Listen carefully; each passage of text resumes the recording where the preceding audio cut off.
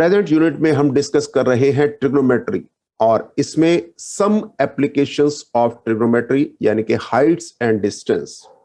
जो important concepts हैं जैसे angle of elevation, angle of depression, horizontal line, line of site और different examples और डिफरेंट क्वेश्चंस जो बहुत ही इंपॉर्टेंट है उसको भी हमने डिस्कस किया है। चलिए शुरू करते हैं ट्रिग्नोमेट्री।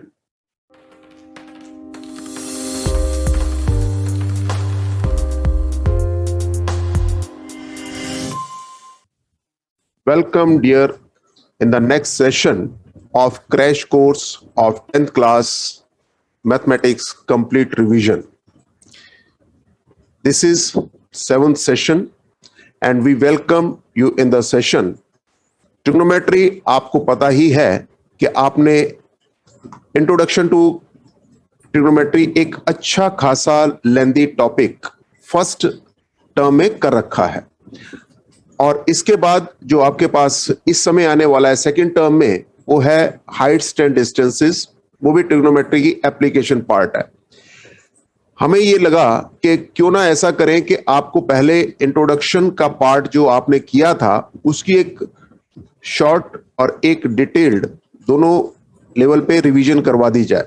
तो कैसा लगेगा आपको कि अगर हम एक रिवीजन भी लेके चले? तो अब हम आपके साथ सेकेंड टर्म को मास्टर करने के लिए ऐसा नहीं चल सकते कि हमें पीछे की जो टॉपिक है वो भूला हुआ हो, तो हम कोई भी रिस्क नहीं लेना चाहते। तो क्यों अपनी रिस्पॉन्सिबिलिटी आपके साथ फील करते हुए हम क्या करने वाले हैं, पहले आपके साथ उस नॉलेज को शेयर करेंगे जो आपने ऑलरेडी ली हुई है और उसमें आपसे पूछते चलेंगे कि आप क्या क्या जानते हैं, क्या क्या आपको याद है, क्या आप भूल गए, और अगर आप भूल गए हैं तो हमारी कोशिश रहेगी कि वो आपको याद आ जाए, क्योंकि जब तक आप ये काम नहीं करेंगे तब तक आप हाइट्स एंड डिस्टेंसेस में मास्टरी नहीं कर सकते। तो ट्रिग्नोमेट्री क्या है, यहां से हम अपना काम आज का शुरू करने वाले हैं और बहुत ही मजेदार ये टॉपिक है। इसमें जितना हम डूबे उतना ज्यादा मजा आता है, ये आपको पता है। So let we start what trigonometry is all about. यहां पे आप देखिए, आज आप ये मान के चलिए कि ट्रिग्नोमेट्री से आपकी पहली मुलाकात है और इसमें ट्रिग्नोमेट्री को ट्रिग्नोमेट्री क्यों कहते हैं इस लेवल से हम शुरू करेंगे और आपको लेके चलेंगे जिस हाइट तक और जिस डिस्टेंस तक आपने चलना है हम आपको लेके चलेंगे। तो शुरुआत कर रहे हैं ट्रिग्नोमेट्री से और उसके बाद चलेंगे हाइट्स एंड डिस्टेंसेस की ओर और पूरे का पूरा topic, that too very fast but without making haste, हम शुरुआत कर रहे हैं। ट्रिग्नोमेट्री को ट्रिग्नोमेट्री क्यों कहते हैं? अगर आपसे ये पूछा जाए कि why trigonometry is called as trigonometry, हाँ जी बता सकते हैं आप? ओके, जो भी आपका आंसर है आप लिख के रख लीजिए। ट्राई, GON और मीट्री, यहां इन तीन शब्दों में ये सारा मतलब छुपा हुआ है। ठीक है, ट्राई मीन्स यहां पर 3, यहां GON शब्द जब आपके पास आता है तो ये रिलेट करता है साइड्स के साथ, और मीट्री मीन्स मेट्रॉन से जो बना है उसका मतलब है स्टडी ऑफ, स्टडी ऑफ। ये एक क्रूड मीनिंग हम निकाल रहे हैं कि study of 3 sided closed figures. इस तरह से आप इस ट्रिग्नोमेट्री का मीनिंग निकाल सकते हैं, study of close sided 3 figures. आप ये शब्द GON आपने कहीं और भी पढ़ा होगा, याद है? एक शब्द आपने सुना होगा पेंटागन। पेंटागन, पेंटागन एक 5 साइडेड आपके पास पॉलीगन है। एक और सुना होगा आपने हेक्सागन, ये हो गई 6 साइड वाली। तो मैथ साथ साथ चल ही रहा है, ये पेंटागन हेक्सागन के साथ भी दोस्ती कर ले। अगर आपसे पूछा जाए कि 7 साइड वाली फिगर को क्या कहते हैं तो क्या आप बता सकते हैं 7 साइडेड फिगर को क्या कहते हैं? Yes, it is heptagon. 8 sided figure को क्या कहते हैं? ऑक्टागन। आज सिर्फ मजे लेंगे, इंट्रोडक्शन है ट्रिग्नोमेट्री के साथ, तो क्यों ना पूरा डिटेल में इसके साथ डील किया जाए। तो GON शब्द जहां भी हमें दिखाई दे रहा है, GON, तो गॉन, यहां ट्राइगॉन भी कहा जा सकता है अगर 3 साइड्स हैं तो। क्या आप इस बात से लॉजिकली कन्विंस्ड हैं? Pentagon 5 sides, hexagon 6 sides, heptagon 7 sides, octagon 8 sides. तो क्या 3 साइड्स वाली फिगर को हम ट्राइगॉन कह सकते हैं? यह है अपना लॉजिकल क्वेश्चन। क्या आपने इस तरह से विचार किया है कि ट्राइगॉन भी कहा जा सकता है इस फिगर को, जिसको आप आज तक पॉपुलरली कहते आए हैं ट्राइएंगल?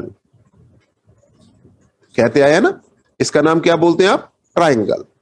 तो ट्राइंगल को ट्राइंगल क्यों कहते हैं? अगर ये क्वेश्चन आपसे पूछा जाए तो आप कहेंगे जी ट्राई मीन्स 3 और एंगल्स इसके अंदर होते हैं, इसलिए ये ट्राइएंगल कहलाता है। बात सही है, क्योंकि इसके अंदर 3 एंगल्स हैं। लेकिन हम उसी समय पे ये भी देख सकते हैं कि इसके अंदर 3 साइड्स भी तो हैं, 1, 2 और 3। अब ये जरूरी नहीं कि लेंथ बराबर हो, लेंथ कोई भी हो सकती है, लेकिन 3 साइड्स भी हैं। अगर 3 यानी कि ट्राई और साइड के साथ रिलेटेड है तो गॉन, तो ट्राइगॉन भी तो इसे कहा जा सकता है। एम आई राइट? क्या लगता है आपको कि क्या हम इसे ट्राइगॉन कह सकते हैं? ट्राइंगल तो आप कहते ही हैं इसे। तो आपको जान के आश्चर्य होगा कि yes, it can be called as trigon logically also academically. यानी ट्राइगॉन है ये, भले ही इसका पॉपुलर नेम आपने कर रखा है ट्राइएंगल, है ना, ट्राइंगल इसको कहते हैं, लेकिन पॉपुलर नेम हो गया। पॉपुलर नहीं हुआ, थोड़ा सा कम पॉपुलर रह गया, लेकिन ट्राइगॉन भी इसी का ही नाम है। तो यहां शब्द देखिए ट्राइगॉन, तो ट्राइगॉन मींस यही 3 sided closed figure. 3 sided closed figure की जो स्टडी है, study of 3 sided closed figure is nothing but trigonometry. ये है इसके पीछे का लॉजिक। तो अब आप बिल्कुल समझ गए होंगे कि ये शब्द जैसे ही आपको दिखाई देता है, ट्राइगॉन भी कहा जा सकता है, पेंटागन, हेक्सागन, हेप्टागन, ऑक्टागन। इसी तरह से अगर आपसे पूछे 9 साइडेड फिगर और 10 साइडेड फिगर, इनको क्या कहते हैं, तो इनके नाम आप मुझे बताइएगा, ये आपका होमवर्क है। 9 साइडेड फिगर और 10 साइडेड फिगर्स को क्या कहा जाता है इसी फैमिली में? और ये जो मैनी साइडेड फिगर है, एक आपने सुना होगा पॉलीगॉन। पॉलीगॉन, पॉली का मतलब होता है मैनी, मैनी, और गॉन मींस साइड्स, है ना, साइड से रिलेटेड शब्द है। तो many sided closed figure, polygon क्या हुआ? Many sided closed figure. तो इस तरह से ये 3 साइडेड फिगर हो, 4 साइडेड हो, 5 साइडेड हो, ये सारे के सारे क्या कहलाते हैं? ये सारे कहलाते हैं पॉलीगन्स। तो पॉलीगन हो गया एक परिवार का नाम, और उसके साथ साथ ये जितनी भी हमारे पास है 5 साइडेड, 6 साइडेड या और ज्यादा साइड वाली फिगर्स, इन सबको एक और कैटेगरी के अंदर डाल देते हैं, एक बड़े परिवार के अंदर डाल देते हैं, और उस परिवार का नाम क्या है? Yes, it is polygon. So polygon तक आपकी दोस्ती हो गई, ट्राइगॉन से बात चली थी। ट्राइंगल इसका पॉपुलर नेम है, लेकिन ट्राइगॉन भी लॉजिकल एंड एकेडमिक नेम है। तो ये पार्ट इंट्रोडक्शन है। ये सारी चीजें आपने जो पहले कर रखी हैं, उसको ही हम आपके साथ शेयर करते हुए चल रहे हैं। लेकिन ट्राइंगल के साथ मुलाकात तो आपकी ज्योमेट्री में भी हुई है। ट्राइंगल के साथ आपकी जो मुलाकात है वो ज्योमेट्री में भी हुई है या नहीं? यस। तो ट्राइंगल ज्योमेट्री वाला और ट्राइंगल 10th क्लास में ट्रिग्नोमेट्री वाला में क्या अंतर है? तो ट्राइंगल आपने कई तरह के देखे होंगे। देखो, अगर आप देखें कि ट्राइंगल्स हमने कौन कौन से देखे हैं, तो अगर आपके इस ट्राइंगल की तीनों साइड्स डिफरेंट हैं तो ये क्या कहलाता है? ये थोड़ा सा हम इंट्रोडक्शन दे रहे हैं। ज्योमेट्री वाला ट्राइंगल, पढ़ाना तो सब कुछ है ही, जानकारी सबकी होनी ही चाहिए। तो this is called scalene.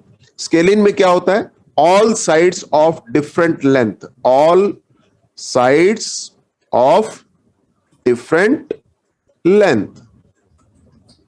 Okay, अगर दो साइड्स बराबर लेंथ की हो तो उसको क्या कहा जाता है? मान लो ये दोनों बराबर हैं, ये किसी और लेंथ की है, तो ये क्या कहलाएगा? आइसोसेलेस। आइसोसेलेस, ये भी ट्राइंगल है। तो ट्राइंगल का कैटेगरी हम बना रहे हैं या क्लासिफिकेशन हम कर रहे हैं, classification on the basis of sides.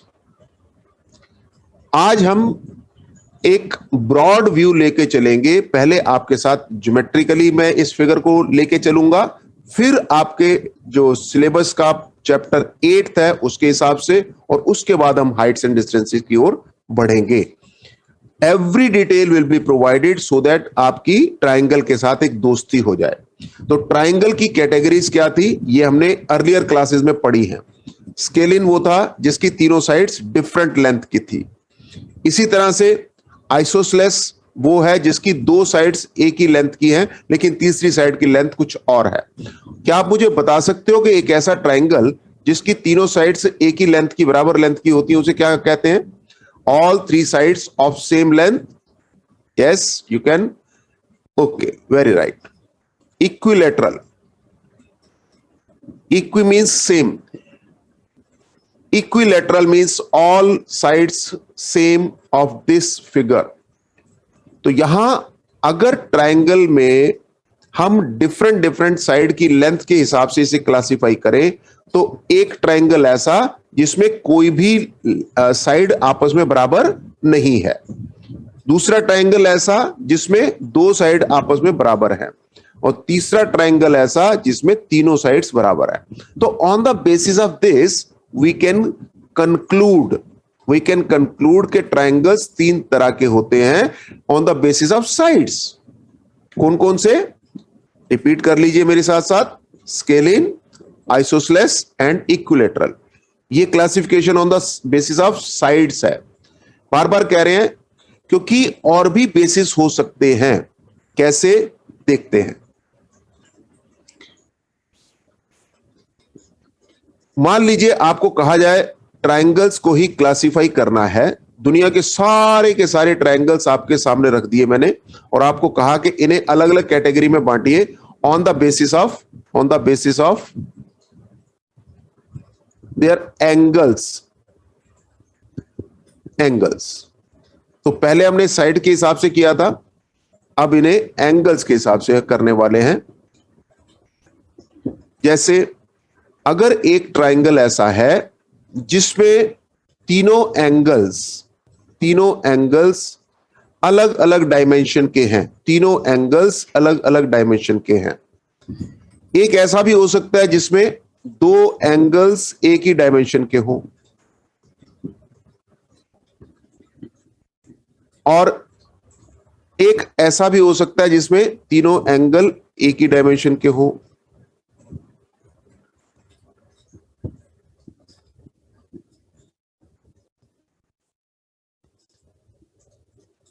ये इस तरह से मार्किंग कर ली। और भी हो सकता है एक एंगल इसमें 90 डिग्री का हो।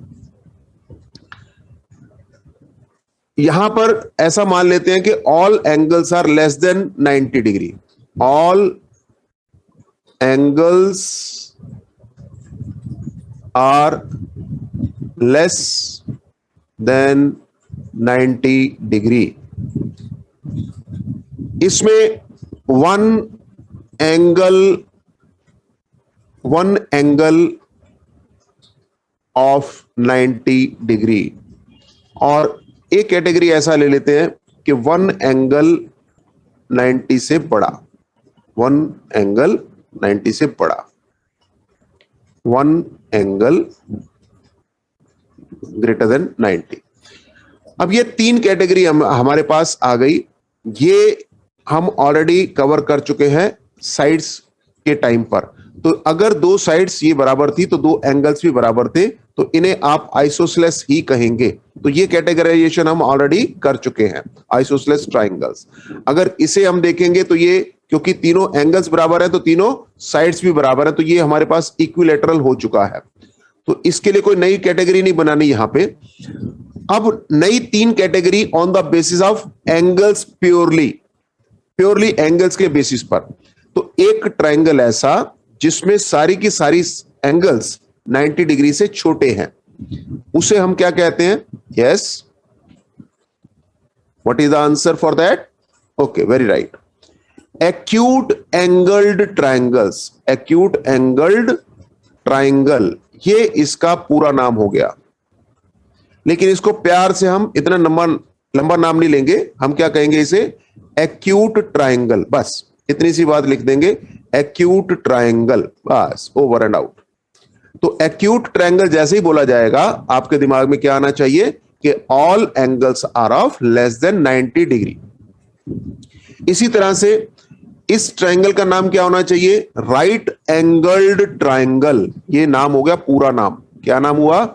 राइट एंगल्ड ट्राइंगल, ये हो गया पूरा नाम। लेकिन हम पूरा नाम बार बार नहीं लेंगे, प्यार से इसको हम क्या बोलेंगे? Right triangle. राइट ट्राइंगल, एक एंगल इसमें 90 डिग्री का होगा। और इसी तरह से इसको अगर आप देखेंगे तो इसमें एक एंगल 90 से बड़ा है, तो 90 से बड़ा जो एंगल होता है उसे ऑब्ट्यूज एंगल बोलते हैं। तो इसी तरह से इस ट्राइंगल का नाम क्या हुआ? Obtuse angled triangle. ठीक है, और इसको भी हम प्यार से क्या कहेंगे? यस, अब तक आप बिल्कुल समझ चुके हैं कि ऑब्ट्यूज ट्राइंगल ही इसको कहेंगे।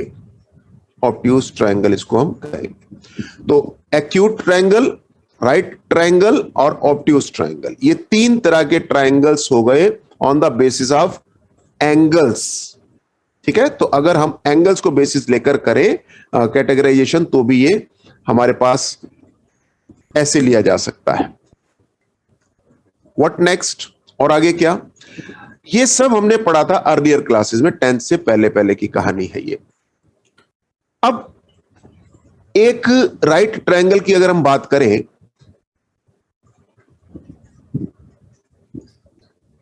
तो राइट ट्रायंगल के रिलेटेड, राइट ट्रायंगल के अंदर एक एंगल 90 का होता है, इसमें तो कोई शक ही नहीं। इसके सामने जो साइड होती है इसे क्या कहते हैं, याद है? Yes, it is hypotenuse. मान लेते हैं यहां एक एंगल भी ले लेते हैं, तो इसे हम बेस कह लें, और इस एंगल के सामने जो साइड आपको दिखाई दे रही है इसे आप परपेंडिकुलर कहते हैं।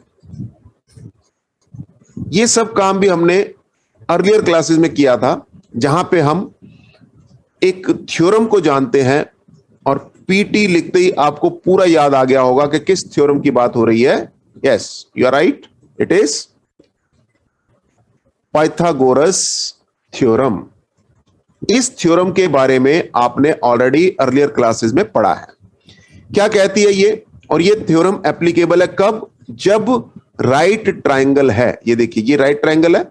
इस केस में थ्योरम की स्टेटमेंट क्या है? थ्योरम की स्टेटमेंट अगर इजी फॉर्म में कहा जाए या सिंपल फॉर्म में कहा जाए तो hypotenuse square is equal to perpendicular square plus base square, that's it. इतनी सी बात है। स्टेटमेंट का जो निचोड़ है वो ये कहता है, the square of side opposite to right angle is equal to the sum of squares of other two sides. तो अपोजिट टू राइट एंगल क्या है? हाइपोटेन्यूज।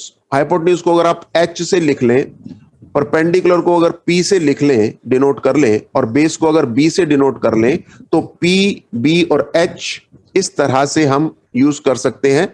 और हाइपोटेन्यूज का स्क्वायर जो है वो perpendicular square plus base square के बराबर होता है। और ये स्टेटमेंट किसके द्वारा दी गई है? द ग्रेट पाइथागोरस जी के द्वारा दी गई है, इसलिए इसे पाइथागोरस थ्योरम कहते हैं। आई थिंक ये सब हम लोगों ने अर्लियर क्लासेस में पढ़ा है। आज हम क्यों कर रहे हैं, सिर्फ हम कनेक्ट करने जा रहे हैं, क्योंकि हम ट्रिग्नोमेट्री को एक हाइट पे लेके जा रहे हैं। हाइट पे लेके जाने का मतलब ये नहीं होता कि पीछे की चीजें भूल जाएं या पीछे की चीजें हमें याद ना हो। तो अगर पीछे की चीजें आपको याद हैं तो वो एनर्जाइज हो रही हैं, और अगर नहीं याद तो वो आपके साथ इनकलकेट की जा रही हैं, ताकि आगे की यात्रा में हम एक इक्वल स्पीड पर एक इक्वल नॉलेज के साथ साथ बढ़े। तो दिस इज आवर रिक्वेस्ट कि जो भी आपके साथ शेयर किया जा रहा है इसको आराम से इत्मीनान से देखते हुए चले, ताकि आपकी नॉलेज को रिकॉल होने का मौका मिले। अभी Pythagoras theorem, hypotenuse square equal to perpendicular square plus base square, ये हम जानते हैं। 10th क्लास में हमें फिर जो ट्रिग्नोमेट्री पढ़ाई गई है 8th चैप्टर में, introduction to trigonometry, yes, introduction to trigonometry, इस टॉपिक 8th में आपने क्या पढ़ा है?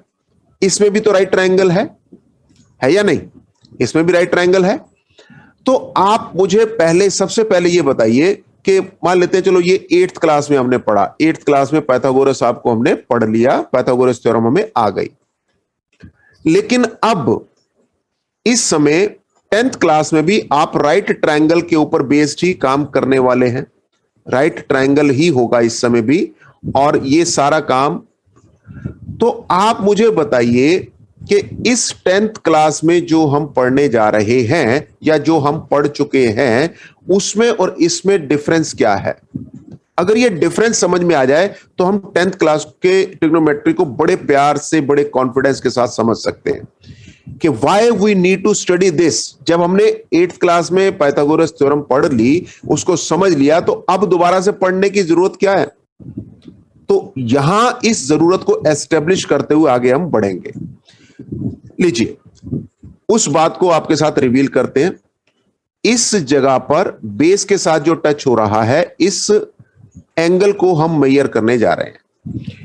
इस साइड को हमने नाम दिया है प्यार से बेस। थीटा के सामने जो है इसको हमने क्या नाम दिया है? परपेंडिकुलर। और शॉर्टकट इसका क्या रखा हमने? पी। बेस का क्या रखा है? बी। और 90 डिग्री यानी राइट एंगल के सामने जो है वो क्या है? हाइपोटेन्यूज। तो ये हो गया एच। अब फर्क क्या है?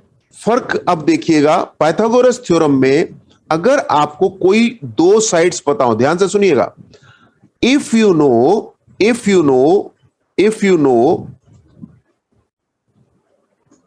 any two sides, then the third can be calculated.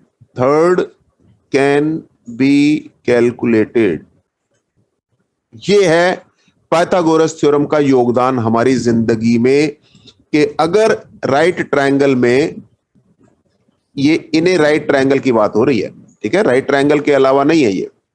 In a right triangle, if you know any two sides then third can be calculated. ये सारी की सारी जो योगदान है ये पाइथागोरस थ्योरम का है। ओके, एग्जाम्पल लेके देख सकते हैं कि अगर आपको पता है कि P की वैल्यू, मान लेते हैं परपेंडिकुलर की वैल्यू आपको 5 दे दी, बेस की वैल्यू आपको 12 दे दी, तो आप 5 का स्क्वायर करेंगे 25 आ जाएगा, 12 का स्क्वायर करेंगे 144 हो जाएगा, इन दोनों को ऐड करेंगे 169 आ जाएगा। तो ये क्या आ जाएगा? ये आ गया हमारे पास h का स्क्वायर। तो h क्या आ जाएगा? h क्या आ जाएगा? रूट ऑफ 169, जो कि होता है 13। लीजिए, तो अगर आपको कोई भी दो साइड्स पता है, third side can be calculated. ठीक है, कोई भी, जरूरी नहीं कि P और B पता हो, कोई भी दो पता है, तीसरी हम कैलकुलेट कर सकते हैं बाई ट्रांसपोजिंग हियर और देयर। ये तो था हमारा रिकॉल। अब 10th क्लास में क्या है डिफरेंस? ध्यान से समझिएगा, यहां एक ही लाइन में समझ आ जाएगा कि हम क्या कहने वाले हैं। You will not be provided two sides. अभी तक आपको यहां पे दो साइड्स दी गई थी, पाइथागोरस थ्योरम लग गई, लेकिन अब क्या होगा? Only one side is given, one side is known. एक साइड पता है बस, and one angle other than right angle, right angle तो 90 का होता है तो सबको पता है, ये तो 90 है ये, तो one angle other than right angle is known, right angle is known. ये दो बातें पता है आपको। क्या पता है? कोई भी एक साइड परपेंडिकुलर पता हो, बेस पता हो, हाइपोटेन्यूज पता हो, बस एक साइड पता है। और क्या पता है? बाकी की दो एंगल जो है राइट एंगल के अलावा, मतलब ये वाला या ये वाला, इन दोनों में से कोई भी एक आपको पता होगा बस। और आपको क्या फाइंड करना होगा? आपको फाइंड करना होगा find remaining sides, find remaining sides. ये है असली फर्क पाइथागोरस थ्योरम और अब की ट्रिग्नोमेट्री के अंदर।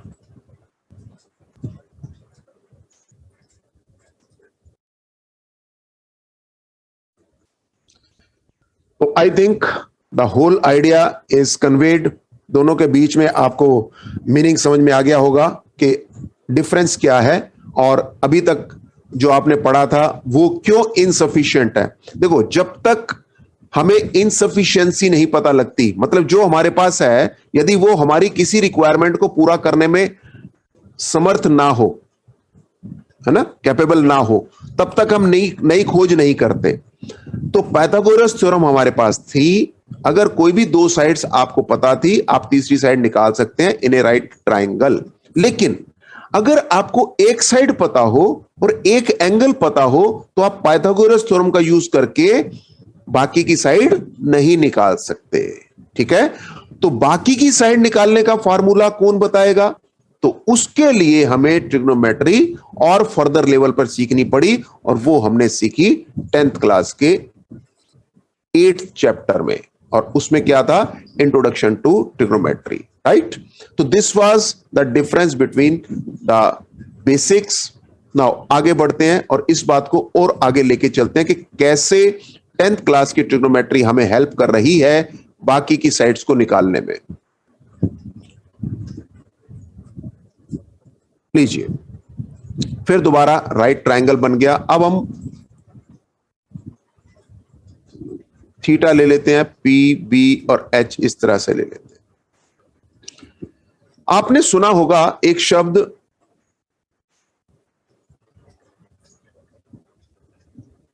Trigonometric ratios. आपने एक शब्द सुना होगा ट्रिग्नोमेट्रिक रेशियोज, या इसे शॉर्टकट में टी रेशियोज भी कह लेते हैं। टी रेशियोज सुना है क्या? ये क्या होता है? Can you give me some answer? Trigonometric ratios क्या होता है? तो ट्रिग्नोमेट्री को फर्दर अब हम शुरुआत कर चुके हैं। आगे 10th क्लास का पोर्शन जो आपने पढ़ा है वो आपके साथ शेयर किया जा रहा है। अगर आपसे कहा जाए कि ऐसा कीजिए कि इस ट्रायंगल की कोई भी दो साइड ले लीजिए, कोई भी दो, आपकी मर्जी है। मान लो आपने ले लिया बी और एच, ठीक है, ले लिया बी एंड एच। आपसे कहा गया ऐसा करो, इनकी रेशो फाइंड करो, बी और एच की रेशो फाइंड करो। आपने बी को मेजर किया, नापा, एच को मेजर किया, नापा, क्योंकि थीटा आपको सपोज दे रखा है 30 डिग्री, मान लेते हैं 30 डिग्री दे रखा है, और मान लेते हैं कि बेस की वैल्यू भी दे रखी है 12 सेंटीमीटर, कुछ भी, एनीथिंग। एच की वैल्यू क्या आएगी अपने को नहीं पता, कोई रटना नहीं है, प्लीज माइंड इट। मान लो बी की वैल्यू मेरे पास 12 दे रखी है, थीटा की वैल्यू 30 दे रखी है। आपसे कहा गया कि बी और एच की रेशियो बताओ, तो बी की वैल्यू को हम मेजर कर सकते हैं, एच की वैल्यू को हम मेजर कर सकते हैं, कोई रेशियो हम कैलकुलेट कर लेंगे। इसी तरह से हमारे मन में कोई और क्वेश्चन भी आ सकता है कि आप पी एंड बी की रेशियो निकाल लो, ऐसे भी पूछा जा सकता है। और कौन सी रह गई? पी एंड एच की रेशो, ओके ये भी रह गई, चलो पी एंड एच की रेशो निकालो। तो बार बार आपसे क्या कहा जा रहा है, अगर हमारे मन में आ रहा है कि रेशो फाइंड कीजिए किसकी, कोई भी दो साइड के बीच की, तो ये रेशो कहलाएंगी टी रेशोस। अब इसको हम बी अपॉन एच भी कह सकते हैं, रेशो को हम सिंपली ऐसे लिख लेते हैं, इसको पी अपॉन बी कह सकते हैं, इसको हम पी अपॉन एच कह सकते हैं। Mathematically we know we can write ratios as fractions, fractions as ratios. अब बार बार अगर मैथमेटिशियन आपको कहें कि यार ऐसा करो, बेस और हाइपोटेन्यूज की रेशियो को फाइंड करो बेटा, या परपेंडिकुलर और बेस की रेशियो को निकालो, या वाइस वर्सा, कुछ भी आपसे कैलकुलेट करें, तो इसके लिए कुछ शॉर्टकट्स रख लिए गए, ऐसा समझ लो आप। तो जब भी उन्हें आपसे P और H की रेशियो को फाइंड करवाना होगा, वो आपसे कहेंगे कि इस ट्राइंगल में साइन ऑफ दिस थीटा, ये थीटा की कुछ तो वैल्यू होगी, sine of this theta find कर लो। तो जब भी वो आपसे कहे कि साइन थीटा फाइंड करो, उसका मतलब क्या है कि P और H की रेशियो को फाइंड करो। जब उन्होंने B और H की रेशियो को फाइंड करना है, तो वो आपसे क्या कहेंगे, कॉस थीटा फाइंड करो। ऐसा मान लीजिए, एक स्टोरी की तरह से आप अपने दिमाग में रखिए कि जब जब मैथमेटिशियंस के मन में आ रहा है कि वो आपसे साइन थीटा फाइंड करवाना चाहते हैं, तो वो सीधा यही कहेंगे कि जी साइन थीटा फाइंड करो, क्योंकि P और H की रेशियो बोलना एक लेंथी प्रोसेस हो गया। अगर P और H की रेशियो फाइंड कर रहे हो तो आप समझ लीजिए आप साइन थीटा फाइंड कर रहे हैं, और अगर वो कहते हैं कि साइन थीटा निकालो, तो आपको P और H की रेशियो को निकालना है। अगर आपसे कहा जाए कि कॉस थीटा निकालिए, तो इसका मतलब है कि आप B और H की रेशियो पूछी जा रही है आपसे। इसी तरह से P और B की रेशियो, इसको क्या नाम दिया गया, you know, yes you know very well, it is tan theta. देखो बिल्कुल बेसिक से शुरू किया है, हालांकि हमें पता है कि ये सारी चीजें आपको पता है, लेकिन एक स्टोरी की तरह बिल्ड करते हुए चल रहे हैं ताकि कोई चीज रह ना जाए। तो ट्रिग्नोमेट्री में इन्हें टी रेशियोज क्यों कहा जाता है, क्योंकि ट्रिग्नोमेट्री की दो डिफरेंट साइड्स की रेशियो है और उनका नामकरण कर दिया गया है क्या, परपेंडिकुलर और हाइपोटेन्यूज की रेशियो का नाम क्या रख दिया गया है, साइन थीटा। परपेंडिकुलर और बेस की रेशियो का नाम रख दिया गया है tan थीटा। बेस और हाइपोटेन्यूज की रेशियो का नाम रख दिया गया है cos थीटा। ये फिलहाल सिंप्लिसिटी के लिए हम तीन रेशियोज का नाम रट रहे हैं, याद रख रहे हैं। ओके वेरी राइट, इसको भी याद रख लेते हैं कैसे, इसको भी याद रख लेते हैं कैसे, ये P, ये B, ये H, ये थीटा। अब हमें कैलकुलेट करना है साइन थीटा, ओके, या करना है हमें कॉस थीटा, या करना है हमें tan थीटा। इन सबको कैलकुलेट करने के लिए आपसे अभी क्या आदेश दिया गया, क्या एक्सपेक्ट किया गया, आपसे ये एक्सपेक्ट किया गया कि परपेंडिकुलर और हाइपोटेन्यूज की रेशियो का नाम क्या है, perpendicular upon hypotenuse is sine theta. अभी आपने पढ़ा था। कॉस थीटा के लिए क्या था, बेस अपॉन हाइपोटेन्यूज, ये बात भी सही है, और tan के लिए क्या था, परपेंडिकुलर अपॉन बेस। तो अगर आप इस तरह से एक टेबल बना लें तो ये टेबल आपके काम आ सकती है याद रखने में कि ये sign theta, cos theta, tan theta क्या है। एक्रोनिम्स बहुत सारी बनी हैं जिससे कि हम ये अपने दिमाग में रख सकते हैं, बड़े प्यार से, बड़े अदब से, बिना किसी भूले। तो हम भी एक्रोनिम को बोलने में ना तो शर्माएंगे और ना ही कोई परेशान होंगे कि ये क्या है ना, मुस्कुराते हुए चलेंगे आगे। तो PBPHHB ये आपने याद रख लेना है। तो साइन कॉस tan, ये पिक्चर अपने दिमाग में बिठा लो बस ऐसे कि साइन थीटा क्या है, तो आप कहेंगे P upon H, cos theta क्या है, B upon H, tan theta क्या है, P अपॉन B। तो PBPHHB एक्रोनिम क्या है, कई साल से चल रही है, आगे भी कई साल तक चलेगी। पंडित बद्री प्रसाद हर हर बोले, और उसके बाद सोना चांदी तोले। ये सोना मतलब S, C मतलब चांदी, T मतलब तोले। तो कुल मिला के अगर हम ये एक्रोनिम याद रख लेते हैं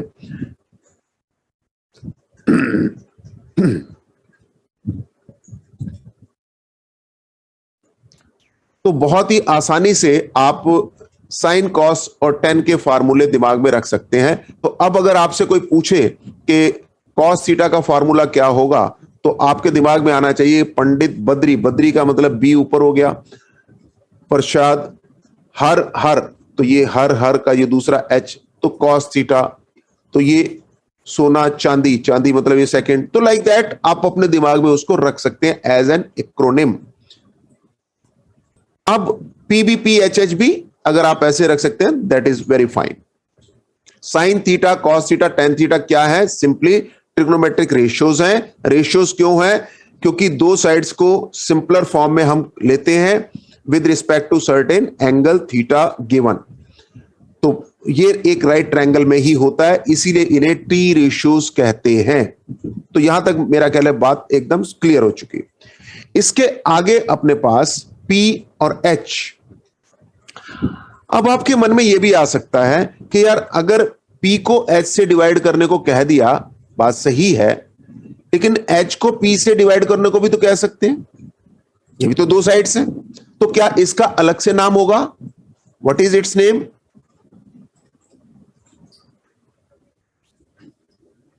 तो क्या इसके लिए अलग से नाम है? यस, बिल्कुल अलग से नाम। जैसे आपको लगता है कि ये इसको साइन थीटा कहा गया है, तो ये तो 1/sin थीटा हो गया ना एक्चुअल में, तो इसका नाम रखा गया है कोसेक थीटा। कोसेक थीटा, तो याद रखेंगे कि कोसेक थीटा जो है वो 1/sin थीटा होता है। तो एक और फार्मूला हमारे पास बन गया। तो trigonometry is nothing but the game of फार्मूले। याद रख लेना, ये एक ही स्टेटमेंट है कि इसमें जब आपके फार्मूले मास्टर हैं तो आप ट्रिग्नोमेट्री के मास्टर हैं। तो cosec theta is nothing but 1/sin theta, 1/sin theta. ठीक है, या ऐसा भी कह सकते हैं sine theta is equal to 1/cosec theta.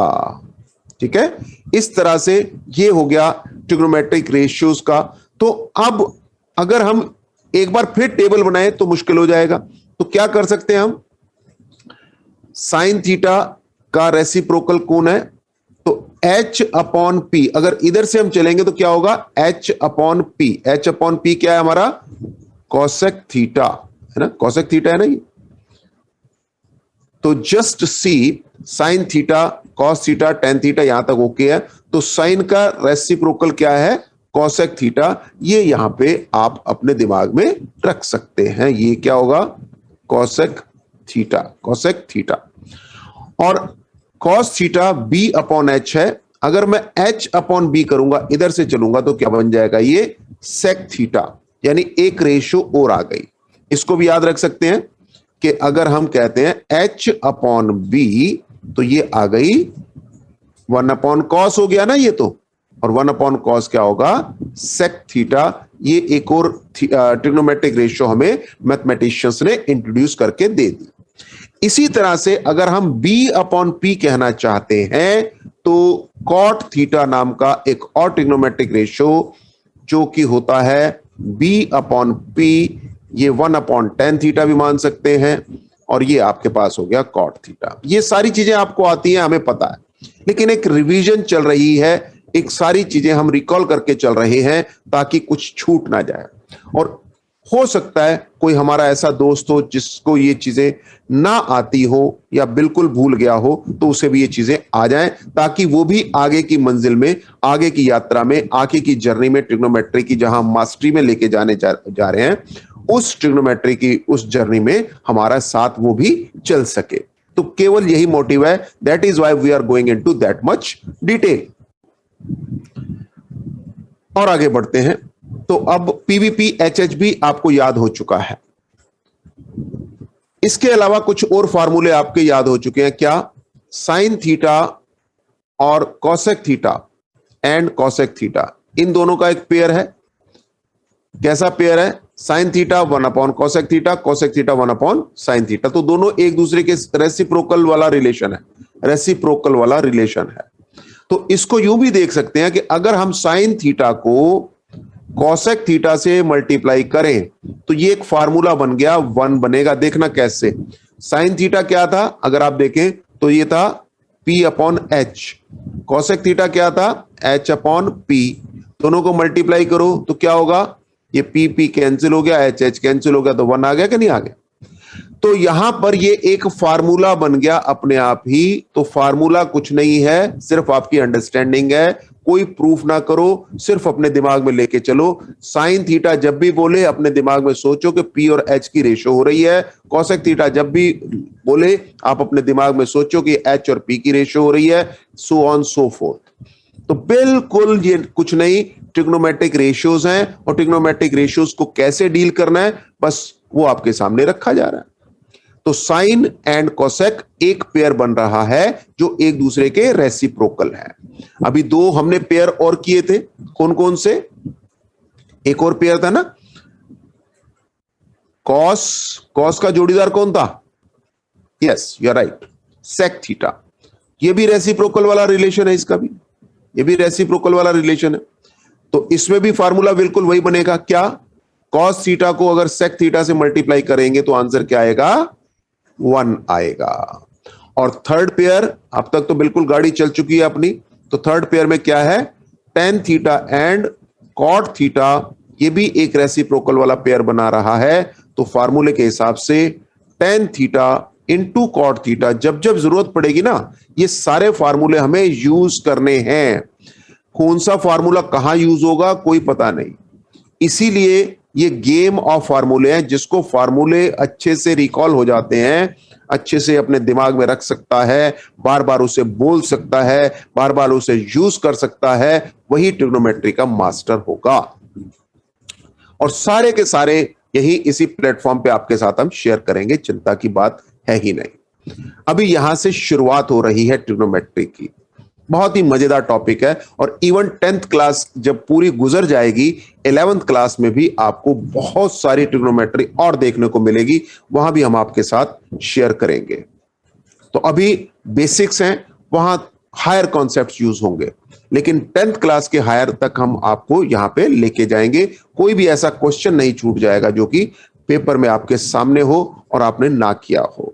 पूरी कोशिश होगी कि इस तरह के सारे best of the best questions यही इसी प्लेटफॉर्म पे आपके साथ डिस्कस किए जाएं। तो ये हमने रेसिप्रोकल वाले फार्मूले अपने आप बन गए, याद नहीं करना पड़ा, सिर्फ अंडरस्टैंडिंग थी, बन गए। तो अभी हमने देखा PBPHH भी याद है, साइन कोसेक रेसिप्रोकल कॉस, और सेक रेसिप्रोकल टेन, और कॉट रेसिप्रोकल। ये हो गई शुरुआत की बात। इसके बाद क्या इनके बीच में कुछ और रिलेशनशिप भी बन सकते हैं क्या, यस, और भी रिलेशनशिप बन सकते हैं। देखो कैसे, अगर हम साइन थीटा को कॉस थीटा से डिवाइड करें तो वो टेन थीटा होगा।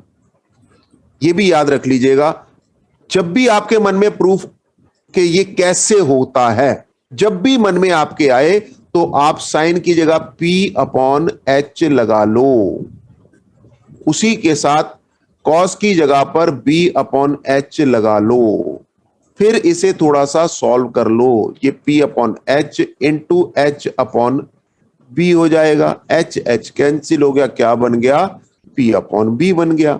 और P अपॉन B क्या होता है, क्या होता है, टेन थीटा। इसी का तो शॉर्टकट नेम टेन थीटा रखा हुआ हमने। तो इस तरह से जब भी आपको लगे कि किसी फार्मूले का प्रूफ करना है, या आप इस तरह की भाषा का इस्तेमाल करके अपने आप प्रूफ कर लेना। लेकिन अब हम प्रूफ के चक्कर में नहीं पड़ेंगे, अब अपन क्वेश्चन के ऊपर लग जाएंगे, ये एज्यूम करते हुए कि जो भी फार्मूले हमें दिए गए हैं वो एकदम करेक्ट हैं। तो आप विश्वास कीजिए और आगे बढ़ते चले जाइए, ठीक है। तो यहां पर अपने पास sine theta upon cos theta equal to tan theta, ये भी एक फार्मूला है। सिमिलरली हमें पता है कि cot theta 1 upon tan theta होता है, तो इसी को cos theta upon sine theta वाला फार्मूला भी हम यहां यूज कर सकते हैं। तो trigonometry is nothing but game of formula, ये बिल्कुल दिमाग में बिठा लीजिए, दैट्स इट। जितने फार्मूले आपको कंठस्थ हैं, याद हैं, आप ट्रिग्नोमेट्री के उतने ही बढ़िया मास्टर हैं। रटना नहीं है, लेकिन रटना पड़ भी सकता है समझने के बाद। ठीक है, तो हम समझाने की पूरी कोशिश करेंगे, बाकी इसे अपने दिमाग में रखना आपकी जिम्मेवारी, रिकॉल करवाना भी आपकी जिम्मेवारी। आपको टेक्निक जरूर बताएंगे कि कैसे आप उसे रिकॉल कर सकते हैं और एग्जाम में बिना किसी मिस्टेक के आप इस टॉपिक को मास्टर कर सकते हैं। This is going to be the best topic of your life. आप बस इसको ध्यान से देखते जाएं। बेसिक 3 फंडामेंटल आइडेंटिटीज यहां पर ट्रिग्नोमेट्री में होती हैं। तो एक शब्द आपके पास आता है ट्रिग्नोमेट्रिक आइडेंटिटीज।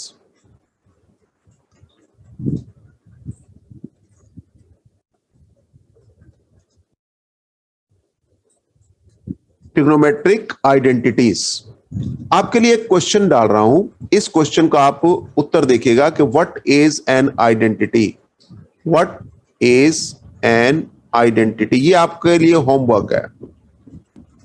ये होमवर्क हो गया, इसको आप आराम से कीजिएगा। एक और क्वेश्चन आपको होमवर्क में देते हैं कि is there any relation between equation and identity.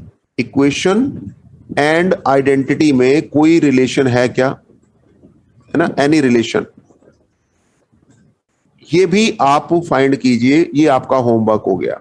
Paper में नहीं आना, लेकिन थोड़ा सा काम आप करते रहोगे तो आपकी नॉलेज बेहतर होती जाएगी। तो ट्रिग्नोमेट्रिक आइडेंटिटीज हम लेके चल रहे हैं और फंडामेंटल ट्रिग्नोमेट्रिक आइडेंटिटीज की मैं बात कर रहा हूं। फंडामेंटल ट्रिग्नोमेट्रिक आइडेंटिटीज, आधारभूत ट्रिग्नोमेट्रिक सर्वसमीका। यहां त्रिकोणमितीय कह सकते हैं, यस, आधारभूत त्रिकोणमितीय सर्वसमीकाएं। तो फंडामेंटल ट्रिग्नोमेट्रिक आइडेंटिटी जो है वो कौन कौन सी है, पहले तो हम ये देख लेते हैं। Sine square theta plus cos square theta is equal to 1, ये याद रखना है। दूसरी फंडामेंटल ट्रिग्नोमेट्रिक आइडेंटिटी क्या याद रखनी है, yes, cosec square theta minus cot square theta is equal to 1, ये माइनस वाली है भाई। और तीसरी जो है sec square theta minus tan square theta is equal to 1, ये याद रखें। ये 3 फंडामेंटल ट्रिग्नोमेट्रिक आइडेंटिटीज हैं। इसके बेसिस पे बड़े सारे फार्मूले और हम डिराइव कर सकते हैं, लेकिन इन तीनों को रट लीजिए। ये 1-1-1 वाली बहुत ही आसान, लेकिन ट्रिग्नोमेट्री की शुरुआत यहां से हो जाती है। आपको एक ही बात बताइए कि जब भी दिल करे इसे प्रूव करके देखने का, तो साइन थीटा की जगह क्या सपोज कर लेना, P/H। कॉस थीटा की जगह क्या सपोज कर लेना, B/H। P का स्क्वायर अपॉन H का स्क्वायर प्लस B का स्क्वायर अपॉन H का स्क्वायर। एलसीएम लेके H स्क्वायर आ गया नीचे, ऊपर P square plus B square. एक राइट ट्रायंगल में P square plus B square H square होता है, तो H square upon H square equal to 1, बात खत्म। तो देखो ओरल प्रूव हो गया, तो इसलिए इनका प्रूफ करना बहुत बहुत आसान है, इसीलिए तो फंडामेंटल है, इसीलिए तो आधारभूत है कि इसी के ऊपर सब आगे की मंजिलें खड़ी होंगी। ये हमारा आधार है, फंडामेंटल है, फाउंडेशन समझ लीजिए एक तरह की। तो sine square theta plus cos square theta equal to 1, ये हो गई पहली बात। Cosec square theta minus cot square theta equal to 1, ये हो गई दूसरी बात। और sec square theta minus tan square theta equal to 1 हो गई तीसरी बात। जब भी दिल करे प्रूव करने का, प्रूव आप कर सकते हैं, मेथड आपको बता दिया गया। लेकिन क्या केवल 3 ही फार्मूले हैं? नो, फार्मूले तो अब निकलते जाएंगे, एक के बाद एक के बाद एक के बाद एक के बाद एक। आप सिर्फ उनको देखते जाइए और जहां जहां आपका दिल करे, जो जो भी दिल करे आप करते जाइए, आपको पूरी स्टोरी सुनाई जाएगी। आप देखेंगे कि इसमें जब आप क्वेश्चंस करते हैं तो क्वेश्चंस भी आपको खुद बुला बुला के कहते हैं कि ये फार्मूला लगाइए। बस शर्त केवल एक ही है कि आपको उनसे बात करना आना चाहिए, क्वेश्चंस के साथ बात करना आना चाहिए। तो हमें बिल्कुल घबराने की जरूरत नहीं है। This is one of the best topic of your life, going to B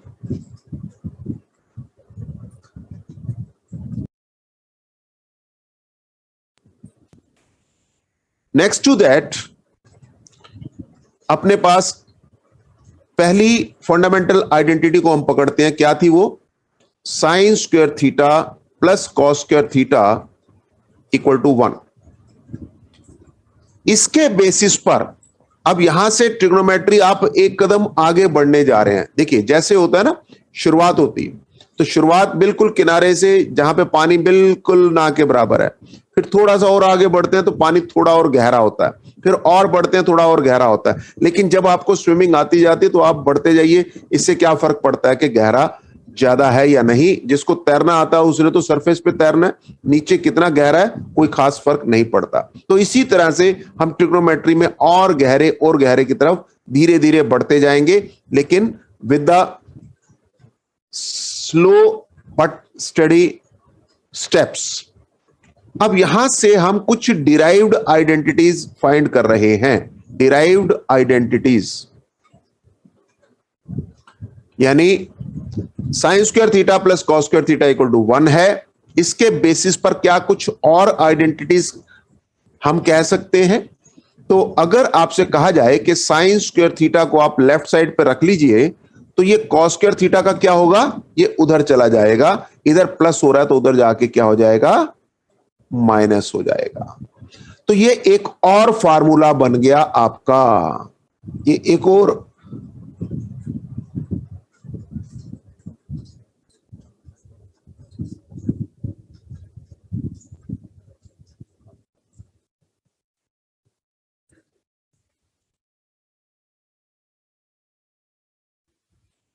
note करते जाइए साथ साथ।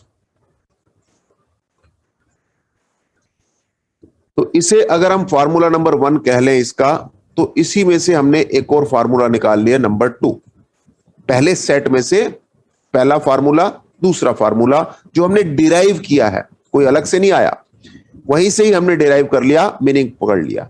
अब ये साइन स्क्वायर थीटा था। मान लीजिए आप साइन थीटा कैलकुलेट करना चाहते हैं तो स्क्वायर अगर हटेगा तो दूसरी तरफ जाके स्क्वायर रूट लगेगा।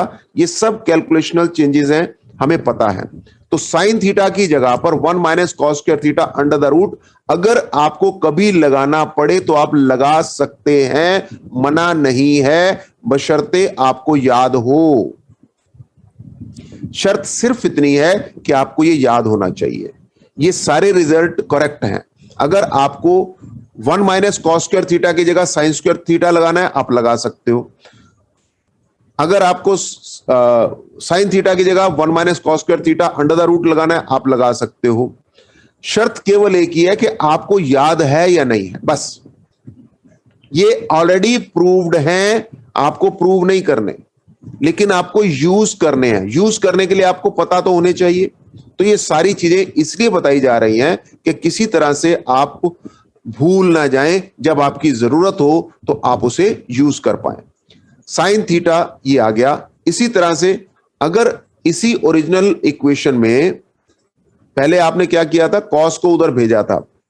अब आप अगर कॉस स्क्वायर थीटा को अलग से लिखना चाहें तो साइन स्क्वायर थीटा अलग से भेजा जा सकता है, 1 माइनस साइन स्क्वायर थीटा। और इसी तरह से अगर हम ये कहें आपसे कि कॉस थीटा क्या होगा, तो अब आप अच्छे से समझ चुके हैं कि स्क्वायर जब इधर से हटता है उधर जाकर स्क्वायर रूट बनाता है। तो ये एक फार्मूला और बन गया, पांचवां।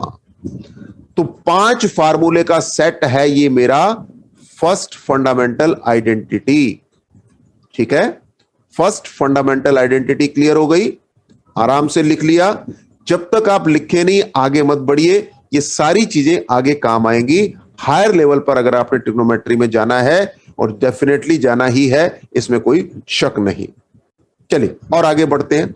तो sine square theta plus cos square theta equal to 1, ये फर्स्ट फंडामेंटल आइडेंटिटी से हमने डिराइव्ड आइडेंटिटी निकाली है। सारी की सारी आपके सामने है, रट लीजिए, समझ लीजिए, और आगे जब जरूरत पड़े तो इस्तेमाल कीजिए। अगर कभी भी आपसे पूछता है कि कॉस स्क्वायर थीटा की जगह हम क्या लगा सकते हैं साइन में, तो 1 माइनस साइन स्क्वायर थीटा लगा सकते हैं। डायरेक्ट लगाना है, कोई सोचना नहीं है। ज्यादा टाइम लगाओगे तो आप पीछे छूट जाओगे। तो इसीलिए हमने आपसे कहा है कि trigonometry is nothing but the game of फार्मूले। तो फार्मूलों की गेम है और कोई चक्कर नहीं, कोई प्रॉब्लम नहीं। आगे बढ़ते हैं। तो अब हम सेकंड फंडामेंटल आइडेंटिटी की ओर जा रहे हैं। क्या आप मुझे बता सकते हैं सेकंड फंडामेंटल आइडेंटिटी क्या है? Yes, please right. Second fundamental identity क्या है? आप जल्दी से लिखिए। सेकंड फंडामेंटल आइडेंटिटी क्या है? Sec square theta minus tan square theta equal to 1। हमने सारी इक्वल टू 1 वाली फॉर्म में ही ली है। बुक में sec square theta equal to 1 plus tan square theta लिखा हो सकता है, वो हमने डिराइव्ड यूनिट में, डिराइव्ड आइडेंटिटी में ले लिया। तो इससे हम, अगर इसका नंबर हम डालते हैं 1, तो इससे हम सेकंड क्या डिराइव कर सकते हैं? सेक स्क्वायर को अकेला कर लो तो टेन स्क्वायर उधर जाके प्लस का हो जाएगा, बस। तो ये बातें आप अब पक्का कर लेंगे। याद रखिएगा, 11th क्लास तो 11th क्लास, 12th क्लास में आपकी जो कैलकुलस है, कैलकुलस में डिफरेंशिएशन, इंटीग्रेशन, लिमिट्स, कंटिन्यूटी, ये सारे टॉपिक्स आप तब तक नहीं कर पाएंगे जब तक ये सारे के सारे फार्मूले आपके थॉरो नहीं हैं। तो इन फार्मूलों को ऐसे मत सोचिए कि 4 फार्मूले सीख के यहीं पास होना और आगे बढ़ जाना है। नो, अगर आप अपने आप को एक हायर लेवल पर मैथ्स में लेके जाना चाहते हैं तो ये सारे के सारे फार्मूले आपके साथ हायर क्लासेस में जाने वाले हैं। अगर फार्मूले यहां रह गए, आप हायर में पहुंच गए, तो मैथ्स आपको प्रॉब्लम दे सकता है। लेकिन अगर फार्मूले लेके आप बढ़े तो आप एकदम टॉप करेंगे। ये ट्रिग्नोमेट्री के बिना आपका लगभग 40 से 50% ऑफ द सिलेबस कंप्लीट हो ही नहीं सकता। अगर आपको 50% सिलेबस 12th क्लास का मास्टर करना है तो ट्रिग्नोमेट्री उसमें मास्टर होनी चाहिए। बहुत हाई क्लेम है, लेकिन यस, कैलकुलस मास्टर हो ही नहीं सकती जब तक ट्रिग्नोमेट्री आपकी मास्टर नहीं है। इसीलिए 12th में भी इवन ट्रिग्नोमेट्री का एक हायर वर्जन और बताया जाएगा, इनवर्स ट्रिग्नोमेट्री के रूप में। तो ये सारी चीजें आगे आपको मिलेंगी, लेकिन यहां आपका इसीलिए टाइम लगवाया जा रहा है कि आप इसको पक्का करके चलें। जल्दबाजी में 2 फार्मूले लिख के हम भी आगे बढ़ सकते हैं, लेकिन we are not doing that. क्यों? बेसिक या फंडामेंटल जितने मजबूत हैं उतना ही बढ़िया आप आगे बढ़ेंगे। तो अब डिराइव्ड यूनिट्स, डिराइव्ड आइडेंटिटी जो है, नेक्स्ट क्या बनना चाहती है बताइए? यस, अब आपको बिल्कुल फार्मूले पता लग चुके हैं कि फार्मूले कैसे बनाए जाते हैं, पता लग चुका। स्क्वायर है, दूसरी तरफ जाएगा तो क्या बनेगा? 1 plus tan square theta under the root, या square root of 1 plus tan square theta, जैसा भी आप लिखना चाहे लिख सकते हैं। 2 आपने और आइडेंटिटी डिराइव कर ली। अब यहां से अगर आपका दिल करे कि ten square theta left side पे लिखें, टेन स्क्वायर थीटा हम लेफ्ट साइड, और 1 को हम दूसरी तरफ भेज दें, तो क्या बन जाएगा? Sec square theta minus 1, isn't it? बन जाएगा ना। तो अब हमने टेन स्क्वायर थीटा को अकेला किया तो एक फार्मूला हमारे पास बन गया, सेक स्क्वायर थीटा माइनस 1। अब आप देखेंगे कि कभी जब आपको जरूरत पड़ेगी, सेक स्क्वायर थीटा माइनस 1 की जगह टेन स्क्वायर थीटा लिख दिया जाएगा। आप कहेंगे जी ये कहां से आ गया? तो वहां पे पूछने की बजाय यही पूछ लो। ये इस तरह से डिराइव किए गए हैं, तो जब जब अपनी जरूरत है तब तब हम यूज करेंगे। ठीक है? तो जब तक फार्मूले पक्के ना हो जाएं ट्रिग्नोमेट्री में आगे नहीं बढ़ना। लेकिन बहुत मस्ती आएगी, बहुत मजा आएगा जब हम अंडरस्टैंड करके बढ़ेंगे। टेन थीटा अगर हम निकालना चाहते हैं, स्क्वायर हटेगा तो क्या लग जाएगा? उधर जाके स्क्वायर रूट लग जाएगा। तो sec square theta minus 1 under the root, ये हो गया 5वीं आइडेंटिटी, जो एक फार्मूले के अंदर 5 फार्मूले हैं वो हमने फिर लिख लिए। ठीक है? फंडामेंटल आइडेंटिटी नंबर 2 हो गया। फंडामेंटल आइडेंटिटी नंबर 3 क्या थी? फंडामेंटल आइडेंटिटी नंबर 3 क्या थी? Yes, it is cosec square theta minus cot square theta equal to 1। यही है ना? अब आपसे एक रिक्वेस्ट करते हैं, क्या कि थोड़ा सा होमवर्क आप कीजिए। बिल्कुल इसी तरह से 5 का पूरा सेट आप बनाइए और वो हमें बताइए कि आपने कर लिया या नहीं। ठीक है, cosec square theta equal to 1 plus cot square theta हो जाएगा। मैं बोल भी रहा हूं, cosec थीटा अगर निकालेंगे तो 1 plus cot square theta under the root हो जाएगा। कॉट स्क्वायर थीटा निकालेंगे तो cosec स्क्वायर थीटा माइनस 1 हो जाएगा, और कॉट थीटा निकालेंगे तो अंडर रूट ऑफ या square root of cosec square theta minus 1 हो जाएगा। ये सारा काम आपने लिखित में करना है और फार्मूले की लिस्ट बनाते जाना है, तभी हम ट्रिग्नोमेट्री में आगे जाके मास्टर बनेंगे। अगर इनको छोड़ के आप आगे बढ़ने की सोच रहे हैं तो आगे सिर्फ और सिर्फ स्ट्रगल होगी, धुंध ही धुंध होगी, कुछ दिखाई नहीं देगा। लेकिन इनकी लाइट में आप आगे बढ़ोगे तो एकदम खुला आकाश दिखेगा, बिल्कुल लाइट ही लाइट है, प्रकाश ही प्रकाश है, मजा ही मजा है, and we will be through. हर लेवल पे हम पहुंच जाएंगे बड़े आराम से। तो आप बिल्कुल ये समझ लीजिए कि आज आपकी ट्रिग्नोमेट्री की शुरुआत हो गई है और हाईएस्ट लेवल तक लेके जाएंगे इसी प्लेटफॉर्म पे। Just be with us. तो अभी आपने देखा कि ट्रिग्नोमेट्री में फंडामेंटल आइडेंटिटीज फिनिश हो गई। बाकी ट्रिग्नोमेट्री जो आइडेंटिटी है उनके बीच में रिलेशन हमें पता है। आपने जो फर्स्ट टर्म में किया है, अब उसके बारे में थोड़ी सी बातें कर लेते हैं कि हम क्या कर चुके हैं, क्योंकि उसको रिकॉल किए बिना इस सेकंड टर्म को मास्टर करना आसान नहीं है, अच्छा भी नहीं है, और परफेक्ट तभी हो पाएगा जब आप उस नॉलेज को लेके चलेंगे।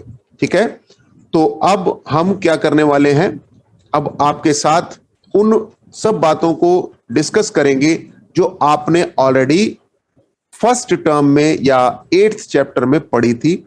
उसमें क्या था अपने पास, सबसे पहले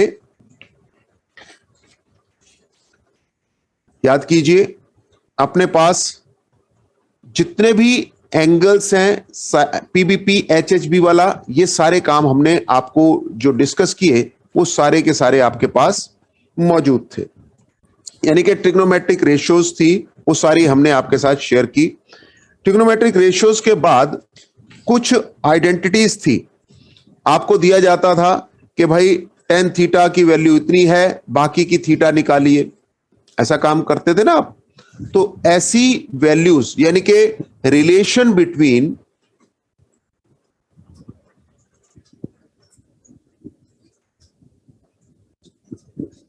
all T ratios, T trigonometric ratios, जैसे अगर आपको दे दिया जाए अपना tan थीटा की वैल्यू, tan थीटा की वैल्यू आपको दे दी गई 3/4, और आपसे पूछा गया कि find sine theta, cos theta, cot theta, sec theta और कोसेक थीटा। बाकी की पांचों जो भी बच जाती हैं वो आपको फाइंड करनी है। इस तरह के क्वेश्चंस आपने खूब किए थे। अब जब आपने ये क्वेश्चंस किए थे तो करने के बहुत सारे मेथड हैं, ओरली भी किए जा सकते हैं, नो इश्यू एट ऑल, और जब नंबर लेने होते हैं तो लिख के करने पड़ते हैं, दैट्स इट। कैसे करते हैं उसको भी देख लेते हैं। तो अब एक एक करके इन चीजों को थोड़ा सा हम पहले डिटेल में करेंगे और फिर ओरली भी कर सकते हैं। सबसे पहले आपको यह याद करना होता है कि tan थीटा क्या होगा। तो परपेंडिकुलर अपॉन बेस, ये हमने फार्मूला इसका पीबीपी एचएचबी में याद किया था ना, याद करो, पीबीपी एचएचबी। तो ये है tan थीटा का फार्मूला P/B, ये हमने याद कर रखा है, पीबीपी एचएचबी। पंडित बद्री प्रसाद हर हर बोले, सोना चांदी तोले। तो इस तरह से साइन कॉस tan याद रहते हैं, गलती बर्दाश्त नहीं है। कोई भी शेरो शायरी आप करिए, कितना भी मस्ती में चलिए, कोई प्रॉब्लम नहीं है। P/B = 3/4। इसमें कुछ बच्चे P की वैल्यू 3 और B की वैल्यू 4 लेके काम चला लेते हैं और इससे कोई फर्क नहीं पड़ता, 3 and 4 में आल्सो भी वन ऑफ द वैल्यू। लेकिन जब आप पेपर में अटेम्प्ट करते हैं तो इस तरह से हम नहीं करते। हम क्या करते हैं, late P = 3K and b is equal to 4k and k being any real number other than 0.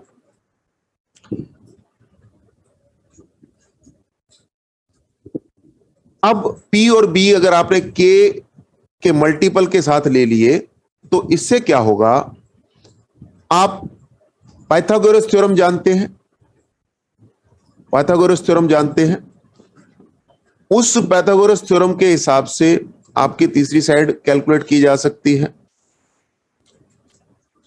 तो पाइथागोरस थ्योरम का यूज करके आप P square plus B square equal to H square, ये फार्मूला है।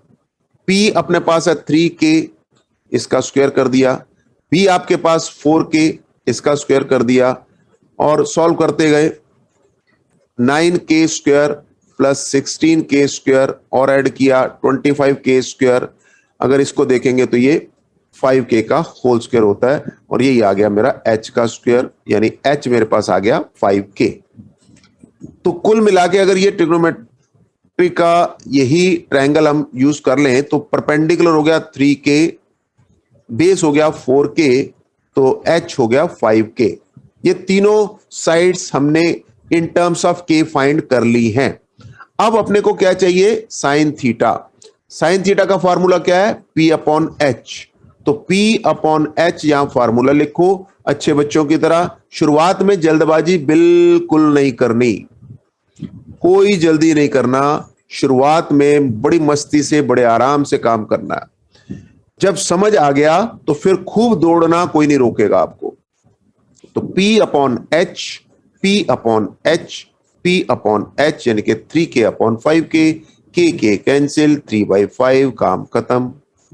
इसी तरह से cos थीटा क्या है, यहां से देख लीजिए, b upon H, b upon H यहां लिखा, b क्या है 4k, h क्या है 5k, k कैंसिल, 4/5। तो आप कहोगे जी k लिए ही क्यों था, एक्चुअल में k हम इसलिए लेते हैं for the sake of completeness of the solution. Otherwise orally या घर पे बैठे हो तो 3 और 4 से काम चला सकते थे हम, बाकी की वैल्यूज भी, क्योंकि आखिर में जो वैल्यू आनी है उसमें k दिखाई नहीं देना। ठीक है, तो अगर आप फास्ट हैं तो आप समझ सकते हैं, you can find the answer. सिर्फ आंसर ही चाहिए हो तो आपको ये k वगैरह के चक्कर में नहीं पड़ना, लेकिन अगर पेपर में चलना है तो लिख के नंबर मिलेंगे, इसलिए वहां पे k आपको लिखना पड़ेगा। लेकिन फिलहाल हम क्या कर रहे हैं, अभी आपको क्वेश्चन पेपर में अटेम्प्ट करना नहीं बता रहे, घर पे करना बता रहे हैं, तो घर के हिसाब से चल रहे हैं। फिर कैसे अटेम्प्ट करना है पेपर में, वो आपको बढ़िया बढ़िया क्वेश्चन लेके अटेम्प्ट करना बताएंगे, और हर टॉपिक का बताएंगे जो भी आपके सेकंड टर्म में आने वाला है। कॉट थीटा क्या होता है, 1/tan थीटा, tan थीटा का उल्टा। तो 1/tan थीटा क्या आ गया, tan थीटा 3/4 है तो ये 4/3 हो गया। sec थीटा क्या होगा, sec थीटा अभी आप देखें तो cos का रिवर्स होता है, 1/cos होता है नहीं, तो 1/cos। cos क्या है, cos आपने अभी फाइंड किया 4/5, तो ये 5/4 हो गया। cosec थीटा sin थीटा का दोस्त है, 1/sin cosec होता है, तो 1/sin sin क्या था 3/5, तो ये हो गया 5/3। That's it. तो बड़े आराम से आप बाकी के पांचों ट्रिग्नोमेट्रिक रेशियोज फाइंड कर सकते हैं अगर आपको एक भी ट्रिग्नोमेट्रिक रेशियो पता है। लेकिन ये आपकी 8th क्लास वाली नॉलेज लगी है, इसमें कौन सी वाली लगी है, पाइथागोरस थ्योरम वाली तो लगी है। हाँ, थोड़ा सा ये जो हिस्सा हमने 10th क्लास में सीखा है कि इन रेशियोज को हमने कुछ नाम दिया था। क्या नाम दिया था, sign theta, cos theta, tan theta. Perpendicular को हाइपोटेन्यूज से डिवाइड करना है तो उस रेशियो का नाम हमने साइन थीटा रखा है बड़े प्यार से। बेस और हाइपोटेन्यूज की रेशियो को हमने नाम क्या दिया है, क्या नाम दिया है, बेस और हाइपोटेन्यूज की रेशियो को हमने नाम क्या दिया है, कॉस थीटा। और इसी तरह से परपेंडिकुलर और बेस की रेशियो को हमने क्या नाम दिया है, टेन थीटा। बस, तो ये हमने एक तो पाइथागोरस थ्योरम का यूज किया और इन रेशियोज की बेसिक्स को पकड़ के आगे यहां तक का काम किया था, फर्स्ट जो हमने टर्म में काम किया है। इसके अलावा कुछ स्पेसिफिक एंगल्स थे आपके पास। स्पेसिफिक एंगल्स कौन कौन से थे? 30 डिग्री, 45 डिग्री, 60 डिग्रीज और 90 डिग्रीज, 0 भी मान लेते हैं। तो इन 5 पर आपको याद रखने को एक टेबल मिली थी, उस टेबल को भी हम रिकॉल कर लेते हैं कि उस टेबल के बिना भी आगे बढ़ना संभव नहीं है। तो अगर आपसे कहा जाए कि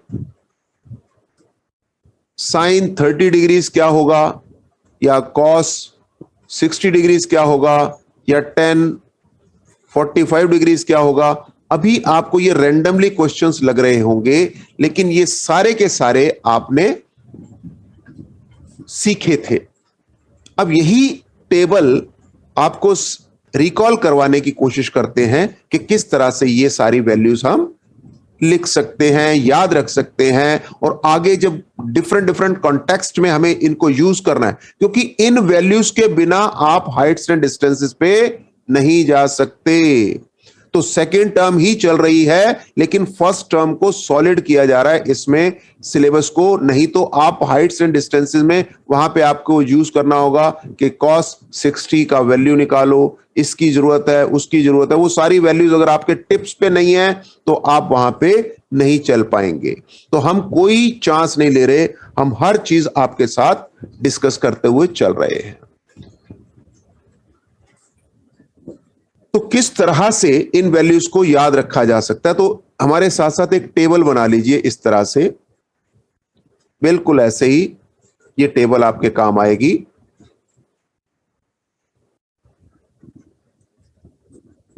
घर पे बैठ के टेबल बना रहे हैं, बड़े आराम से मस्ती में। यहां पर हम साइन थीटा की वैल्यूज को लेना चाहते हैं, जहां पर हम कॉस थीटा की वैल्यूज को लेना चाहते हैं, और यहां पे हम टेन थीटा की वैल्यूज को लेना चाहते हैं। यानी इधर तो अपने पास ट्रिग्नोमेट्रिक रेशियो आ गई, टी रेशियो। इधर हम थीटा की वैल्यू लेना चाहते हैं, कौन कौन सी? 0 degrees, 30 degrees, 45 degrees, 60 degrees and 90 degrees. 0 degrees sine 0 की हम बात कर रहे हैं, इसका मतलब यह हुआ साइन 0 की वैल्यू क्या होती है, साइन 30 की वैल्यू क्या होती है, साइन 45 की वैल्यू क्या होती है। सारी वैल्यूज अभी कुछ ही देर में आपको रट जाएंगी, लेकिन कैसे आप इस टेबल को बना सकते हो, क्रूड टेबल बना रहा हूं अभी मैं, फिर फाइनली टेबल हम बनाएंगे, लेकिन अभी क्रूड कैसे। लॉजिक मत सुनिएगा, सिर्फ इसमें मजा लीजिएगा।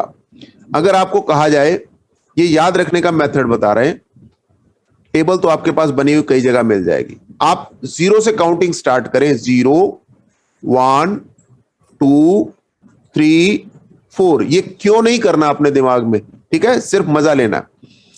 0 से शुरू करके 0 1 2 3 4। ऊपर कौन कौन से थीटा है? 0, बीच में 15 नहीं है, 15 नहीं है, 0 के बाद क्या है? 30, फिर 45 60, 15 15 के डिफरेंस पे है, फिर बीच में 75 नहीं है, और सीधा क्या है? 90। ये याद रखना, यहां पे एक 15 नहीं है, मैं जानबूझ के यहां पे लिख के काट रहा हूं।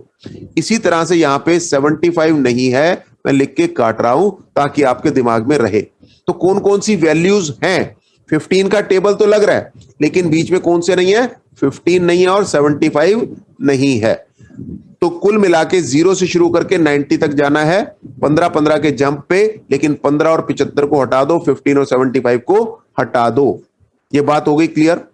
0 से लेकर 4 तक काउंटिंग आएगी, क्योंकि बीच में केवल 5 ही टोटल स्टॉप है।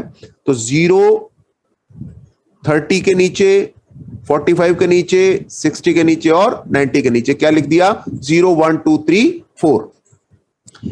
इन सभी को 4 से डिवाइड कर दो। ये मैकेनिकल मेथड बता रहा हूं आपको, ये समझ लो, रटना है या मशीनी अंदाज में आपका आंसर आ जाएगा, साइन 0 कॉस 0 वगैरह वगैरह का। तो उसको बनाने का तरीका आपको मशीनी अंदाज में बताया जा रहा है। तो 0 से लेकर 4 तक काउंटिंग की, 4 से सबको डिवाइड किया, सबका निकाल दिया रूट। इतना काम फटाफट मेरे साथ साथ कर लीजिए। बहुत सारे मेथड्स आपके साथ शेयर करने हैं, तो this is also one of them. Table को याद करने का मेथड है, ये पूरी टेबल याद हो जाएगी। तो 0/4 सॉल्व कीजिए और फिर रूट करिए। 0/4, 0/4 0 होता है, 0 का रूट भी 0 होता है, 0 का रूट भी 0 होता है, ठीक है ना। तो यहां पे 0 आ गया। 1/4 कैंसिल तो हो नहीं रहा। 1 का रूट क्या होता है 1, 4 का रूट क्या होता है 2, तो साइन 30 की वैल्यू 1/2 होती है। साइन 0 की वैल्यू 0, साइन 30 की वैल्यू 1/2। अच्छा, 2/4 कैंसिल होता है, ओके 1 और ये 2 कट गया। 1 का रूट 1, 2 का रूट नहीं निकलता तो रूट 2 लिख दो बस। 3/4 कटता तो है नहीं, 3 का रूट नहीं निकलता, रूट 3 लिख दो। 4 का रूट हो गया 2, 4 और ये कट गया, 1 आ गया, 1 का रूट 1। इस तरह से आप वैल्यू लिख दीजिए। तो आपसे पूछा जाए कि साइन 30 की वैल्यू क्या है, तो आप टेबल से देख के बता सकते हैं 1/2। अगर पूछा जाए साइन 60 की वैल्यू क्या है, तो आप टेबल से देख के बताएंगे √3/2। अभी फिलहाल याद है नहीं है, चिंता ना करिए, ये थोड़ी देर बाद याद हो जाएंगी, और जब तक याद नहीं होंगी हम आगे बढ़ेंगे नहीं। बिना याद किए आगे जाना तो बिल्कुल खतरे से खाली नहीं है, तो इसलिए याद करके ही बढ़ेंगे। तो 0, 1/2, 1/√2, √3/2, 1। जब भी अपने दिमाग में याद ना आए 0, 1, 2, 3, 4, और जहां वैल्यू है उसको 4 से डिवाइड करो, रूट निकालो, वो आंसर आ गया। ठीक है, जो वैल्यू आपको गड़बड़ कर रही हो उसी को 0, 1, 2, 3, 4 वाले काउंट में करना है। 0 से लेकर 90 तक 15, 75 नहीं है, और 4 से डिवाइड करो, रूट निकालो, आंसर आ गया। ठीक है, अब एक फार्मूला और बताएंगे अभी थोड़ी देर में। फिलहाल पहले तो मशीनी अंदाज में चलते हैं, फिर फार्मूला देखेंगे। फार्मूला क्या है कि जो साइन की वैल्यूज आपने कैलकुलेट की हैं, वही साइन की वैल्यूज आप यहां से, वैल्यू तो यहां से पढ़नी है, लिखनी यहां पे है, यानी लिखने का काम यहां पे। तो साइन 0 की वैल्यू क्या थी 0, आप कहां लिखोगे यहां पे cos 90 वाले टेबल, यानी cos 90 की वैल्यू याद रखना है, साइन 0 की वैल्यू वही है जो cos 90 की वैल्यू है, या यूं कह सकते हो cos 90 की वैल्यू वही है जो साइन 0 की वैल्यू है। तो ये सारी चीजें याद रखनी है, धीरे धीरे धीरे धीरे आपके आदत में आती चली जाएंगी। इसी तरह से साइन 30 की जो वैल्यू है वो इधर से दूसरी वैल्यू है, आप इधर से दूसरी वैल्यू में डाल दीजिए, दूसरे बॉक्स में डाल दीजिए 1/2, यानी साइन 30 की जो वैल्यू है वो cos 60 की वैल्यू के बराबर बन गई। इसी तरह से साइन 45 की जो वैल्यू है क्या है 1/√2, साइन 45 की जो वैल्यू है 1/√2, वो इधर से तीसरी जगह पे, अरे मजे की बात, दोनों लाइनें मिल गई, मैच कर गई, यहां मुलाकात हो गई। तो cos 45 में भी वही वैल्यू आएगी, यानी साइन 45 और cos 45 की वैल्यूज सेम होती हैं। क्या होती है वो तो आपके सामने लिखा है 1/√2, लेकिन सेम होती है। ये आपको समझ में आ रहा है कि दो ट्रेनें चल रही हैं इधर से, दो ट्रेन इधर से इधर चल रही हैं, मुलाकात हुई और फिर ये आगे निकल जाएंगी अपने अपने मंजिल की ओर। इसी तरह से अगर हम और आगे बढ़े तो साइन में हमें क्या दिखाई दिया, साइन में हमें दिखाई दिया 60 डिग्री, और कॉस में हमें क्या दिखाई देगा इधर बढ़ते हुए 30 डिग्री। तो साइन 60 की वही वैल्यू है कॉस 30 के बराबर, या कॉस 30 की वही वैल्यू जो साइन 60 किया, तो वो कितनी थी √3/2। तो वो याद रखना है 0, 1/2, 1/√2, √3/2, 1। ये फटाफट स्पीड से याद होना चाहिए। तो इधर से रिवर्स में लिख डालना है, तो एक लाइन को याद रखना, दूसरा रिवर्स में लिख डालना है। ये फार्मूला, ये टेबल को याद करने का फार्मूला बताया जा रहा है, पूरा प्रोसेस आपकी आंखों के सामने हो रहा है। इसी तरह से नेक्स्ट हम आगे बढ़े तो ये आया 1, इधर से आप आगे बढ़िए, यहां लिख दीजिए 1। तो इसका मतलब ये हुआ कि साइन 90 की वैल्यू और cos 0 डिग्री की वैल्यू 1 होती है, ये बात आपको पता लग गई। इससे एक फार्मूला बनता है, देखिएगा जरा ध्यान से, अगर यहां 0 डिग्री है तो यहां 90 डिग्री है, यहां 30 है तो यहां 60 है, दोनों का टोटल 90। यहाँ 45 है तो यहाँ 45, दोनों का टोटल 90। यहाँ 60 है, यहाँ 30 है, टोटल 90। यहाँ 90 है, यहाँ 0। तो कुल मिला के टोटल 90 बन रहा है। दो एंगल्स जिनका टोटल 90 बनता है उन्हें आपस में क्या कहते हैं? Complementary angle. याद आ रहा है? कॉम्प्लीमेंट्री एंगल्स, ये शब्द भी लिख लीजिए। कॉम्प्लीमेंट्री एंगल्स क्या होते हैं? अगर टू एंगल्स का sum, if sum of two angles is 90 degree, then they are called as complementary to each other. तो 30 का कॉम्प्लीमेंट्री 60, 60 का कॉम्प्लीमेंट्री 30, 45 का कॉम्प्लीमेंट्री 45, 90 का 0, ऐसे। तो ये सारे कॉम्प्लीमेंट्री का मतलब आपको अच्छे से पता लग गया। तो कॉम्प्लीमेंट्री एंगल्स ये दोनों आपस में कॉम्प्लीमेंट्री पर बराबर आ रहे हैं। इसका मतलब क्या हुआ? साइन में थीटा पर वही वैल्यू है जो कॉस में 90 में से थीटा माइनस करने पर वैल्यू होती है। ये एक फार्मूला बन गया दिमाग में रखने के लिए, एक होमवर्क के लिए। याद रखिएगा, sign theta cos 90 minus theta के बराबर है। Similarly cos theta sine 90 minus theta के बराबर है। ये कॉम्प्लीमेंट्री एंगल रिलेशन बन गए। कॉम्प्लीमेंट्री कैसे? थीटा और 90 माइनस थीटा का टोटल भी 90 ही होता है। ओके, तो ये कॉम्प्लीमेंट्री एंगल रिलेशन, कॉस में वही वैल्यू लेनी है, साइन में 90 माइनस वही थीटा करने पर जो आती है, एंड वाइस वर्सा। और आगे प्रैक्टिस करेंगे तब इस आगे बढ़ेंगे। अब चलते हैं टेन थीटा की ओर। हमने अभी एक फार्मूला सीखा था, tan theta is sine theta upon cos theta. याद आ रहा है? जब फार्मूले की लिस्ट बना रहे थे तो उस समय हमने ये फार्मूला आपको लिख के दिया था, sign theta upon cos theta. अब अगर sign theta upon cos theta tan theta है तो यहां पर हमें चाहिए टेन जीरो की वैल्यू। इस जगह पे हमें चाहिए टेन जीरो की वैल्यू। तो साइन जीरो और अपॉन कॉस जीरो कर डालिए। साइन जीरो कितना है हमारे पास? 0, और कॉस जीरो क्या है? 1। तो 0 अपॉन 1 क्या होता है? 0। ये कैलकुलेशन आती है हमें। इसी तरह से अब हमें चाहिए यहां पर टेन 30। तो क्या करेंगे? साइन 30 की वैल्यू को कॉस 30 की वैल्यू से डिवाइड कर देंगे। साइन 30 की वैल्यू क्या है? 1/2। डिवाइड करेंगे किससे? √3/2 से। तो ये अपॉन 2 कट जाएगा, 1/√3 आ गया, 1/√3 आ गया। इसी तरह से इस जगह पर 1045 चाहिए।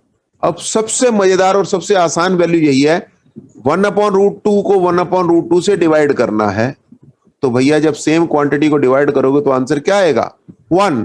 तो 1045 की वैल्यू 1 होती है। याद रख लेना, हजारों जगह यूज होगी। इसी तरह से अगर 1060 की वैल्यू चाहिए तो क्या आएगा? साइन 60 √3/2 अपॉन कॉस 60 यानी कि 1/2। ये 2 कट जाएगा, √3/1 यानी कि √3।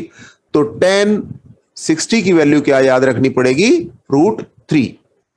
ओके, अब बहुत ही मजेदार, लेकिन यहां पर साइन 90 अपॉन कॉस 90, अगर आप ये वैल्यू लिखना चाहते हैं, साइन 90 क्या होता है? 1, और कॉस 90 क्या होता है? 0। तो आपको पता है कि मैथमेटिक्स में 1/0 0 डिनोमिनेटर में अलाउड नहीं होता, तो ये इनडिटर्मिनेट फॉर्म बन जाती है। इसे हम अनडिफाइंड फॉर्म कहते हैं। तो 10 में 90 थीटा 90 डिग्री पर कभी भी वैल्यू को हम डिटरमिन नहीं कर सकते। आप कॉमन भाषा में समझ सकते हैं, क्योंकि 1 को 0 से डिवाइड नहीं किया जा सकता, या यूं कह सकते हैं कि किसी भी नंबर को 0 से डिवाइड नहीं किया जा सकता। That is why we can not determine this, and if we can not determine this, इसे हम फाइंड नहीं कर सकते, तो हम इसकी जगह एक सिंबल लगाते हैं। This is called infinity symbol, undefined का सिंबल ये इन्फिनिटी बोलते हैं, और ये अनडिफाइंड भी आप कह सकते हैं यहां पर। ठीक है, सो अगर आपसे कोई पूछे 1090 डिग्रीज क्या होगा, तो आप कहेंगे जी इन्फिनिटी, ओके, या अनडिफाइंड, या very very very very large number which you can not right. Okay, चलो, तो ये टेबल को बिल्कुल अपने सामने बना लो और इसको याद भी कर लो। कैसे? अगर आपसे पूछा जाए साइन 0 तो 0, साइन 30 1/2, साइन 45 1/√2, साइन 60 √3/2 और 1। ये तो हो गया स्लो। अगर आपसे डायरेक्ट कहा जाए तो 0 1/2 1/√2 √3/2 1, और रिवर्स में फिर आप शुरू कर देंगे 0 1/2 1/√2 √3/2 1, और फिर डिवाइड करना है 0/1 0 1/2 अपॉन √3/2, 2 कैंसिल 1/√3, ये आ गया। तो 10 की वैल्यूज को भी 0 1/√3 1 √3 और इन्फिनिटी, ये भी याद रख लो। तो इस तरह से ये सब चीजें रिकॉल करो बार बार, ताकि ये चीजें आपके दिमाग में बैठ जाएं। हाइट्स एंड डिस्टेंसेस के मास्टर आप तभी बन सकते हैं जब ये सारी चीजें अपने को आती हैं, और हाइट्स एंड डिस्टेंसेस की एक्सट्रीम हाइट तक लेके जाएंगे आपको इसी प्लेटफॉर्म पर नेक्स्ट सेशन में। लेकिन उससे पहले ये सारी की सारी वैल्यूज आपको अच्छे से पता होनी चाहिए। ये सारा का सारा काम आपने किया था, ये सारे फार्मूले आपने किए थे, फर्स्ट टर्म में करते हुए आप आगे बढ़े थे। ठीक है, आपने कई फंडामेंटल ट्रिग्नोमेट्री की आइडेंटिटीज भी की थी, लेकिन वो वहीं रह गया। अब उसका ज्यादा इस्तेमाल हाइट्स एंड डिस्टेंसेस में नहीं है, तो हम उसको नहीं लेके चल रहे। ठीक है, what we are taking only that much which one as much is required for some application of trigonometry में जरूरी है। तो नेक्स्ट चैप्टर जो हम करेंगे वो कौन सा करेंगे? yes, which chapter we will deal next? That will be heights and distances या some applications of trigonometry। ठीक है, इसको हाइट्स एंड डिस्टेंस करके भी टॉपिक को याद रखा जाता है स्टैंडर्ड बुक्स में।